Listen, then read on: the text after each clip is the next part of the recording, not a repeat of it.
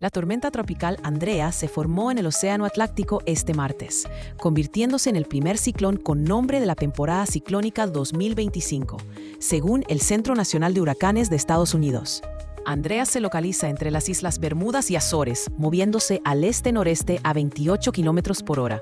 No representa peligro para zonas pobladas, ya que no hay advertencias ni vigilancias costeras activas.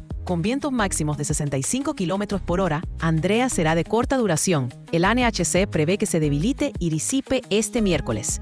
La NOAA predice una temporada con hasta 19 tormentas en línea con el calentamiento del océano. ¿Podría Andrea ser solo el comienzo de una intensa temporada ciclónica en el Atlántico? Queremos conocer tu opinión sobre estas proyecciones. Comenta abajo y no olvides compartir, dar like y enviar este video a tus amigos. Síguenos en todas nuestras redes sociales. Somos Cibercuba, la voz digital de los cubanos.